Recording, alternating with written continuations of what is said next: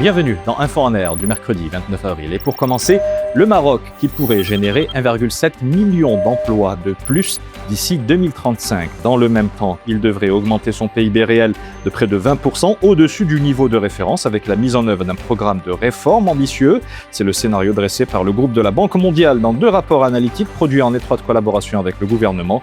L'institution basée à Washington relève par ailleurs qu'entre 2000 et 2024, la population en âge de travailler a progressé près de 2,5 fois plus vite que l'emploi.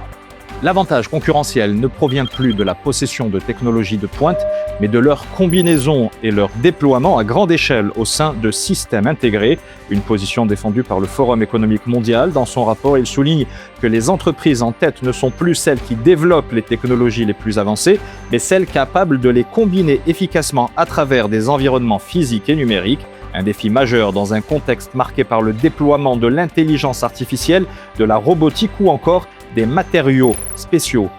Le taux de remplissage des barrages du Royaume s'est nettement amélioré à près de 76% contre 40% un an auparavant. Selon le ministre de l'Équipement et de l'Eau, au 23 avril, les retenues ont atteint près de 13 milliards de mètres cubes. Par ailleurs, Nizar Baraka précise que les opérations de dévasement ont permis d'accroître les capacités de stockage, générant un gain compris entre 5 et 7% des ressources. Il a enfin souligné que 156 grands barrages ont été réalisés pour une capacité totale de près de 21 milliards de mètres cubes.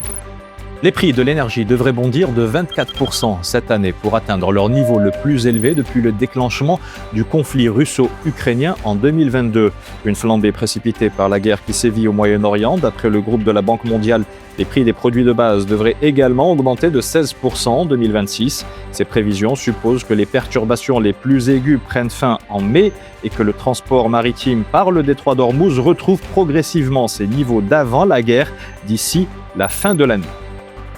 Un budget de 150 millions de dirhams a été alloué au programme de prévention et de lutte contre les incendies au titre de la campagne 2026. Des fonds qui permettront de prévenir les risques liés à une biomasse végétale abondante et hautement inflammable à la suite des précipitations récentes. Le programme d'action prévoit l'entretien des tranchées par feu et l'aménagement de points d'eau. L'an dernier, les efforts qui avaient été déployés avaient permis de réduire considérablement les superficies parcourues par les incendies par rapport à la moyenne décennale.